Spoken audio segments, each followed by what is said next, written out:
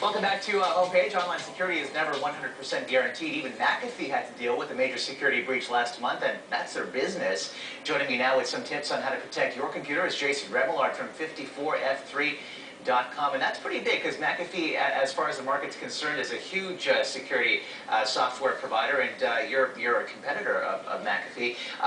What do people need to know in terms of security? Because it seems that even if you're on top of viruses, a new one is always popping up seemingly every day or every few days. Right, and it really comes down to two sides essentially: the vendor, the website you're going to, and the site, the computer you're operating on. So what we find is that the website vendor has to be reputable, and you should be looking for a few key things on their site to ensure that they are reputable, even though you are shopping online. It could be anywhere in the world. And what are those few key things? Essentially, you're going to look for a safety seal or security seal. It shows at least they're taking security a little more seriously than most other people do. You want to look for the privacy policy and all these sort of things. But you want to, take a quick gander for that sort of stuff before you do anything, e-commerce related online. And in terms of security software, there's a lot of stuff that you can buy, obviously, in stores physically, and there's a lot of stuff you can get online. And there are other types of software available online that some people might be downloading as well, and that has some risk to it too, doesn't it? Oh, absolutely, yeah. And it comes down to the reputable vendor again.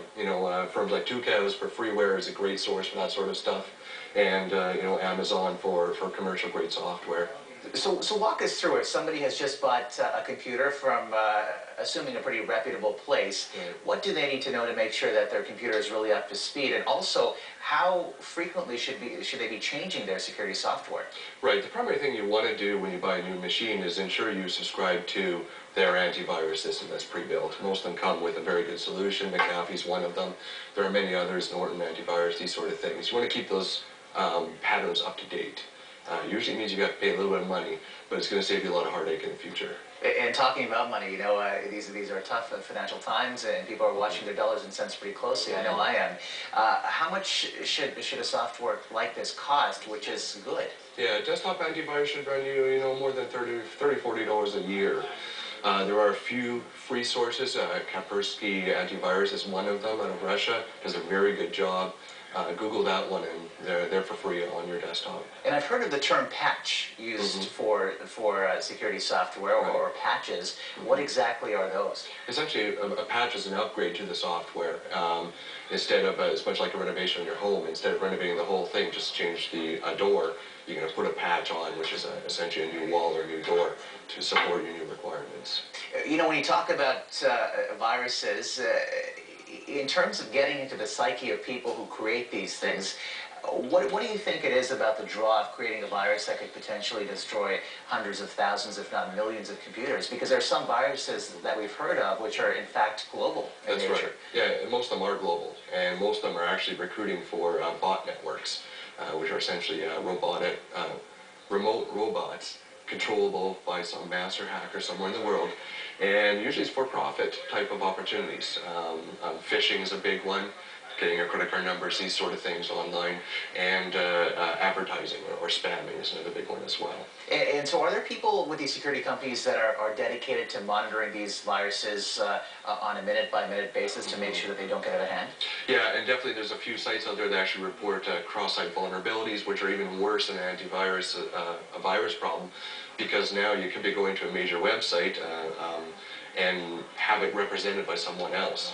So you could be fishing or farming on a major web property. So it's not even, you think you go to a major enterprise, I guess I can't really name names right now, but major newspaper, for example, and in reality it's a hacker site in Russia.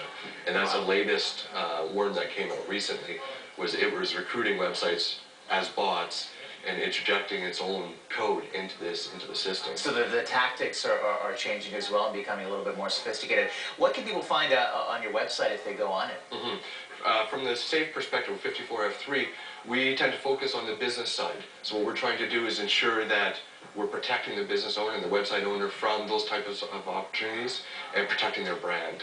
So it's a risk mitigation strategy, and when you're surfing around as a customer, you should be looking for some things like a security seal like we have at the bottom on our site here. If you see right here, you'll see that the site was scanned today. This is our own property, of course, but if you click on it, you'll see these seals on different types of e-commerce engines. Okay. And that is a indication at least that the e-commerce engine's been scanned recently and has been looked over by a third party. And that scan is on the bottom of the screen? Yes. Okay. And how do you authenticate something like that? Is that something that anybody could put up, or how do you make sure that it's actually genuine? You should click on it. You should click on it. If you see a seal, you should click on it to make sure it redirects to whoever says they've scanned it. We've seen from our seal and McAfee's seal, for example, is a screen capture or whatever else. They're not even paying for the security service. All right, some great tips and certainly some great advice. Jason Remillard, thanks for coming in. Right, thanks, Derek. Time now for a quick break here on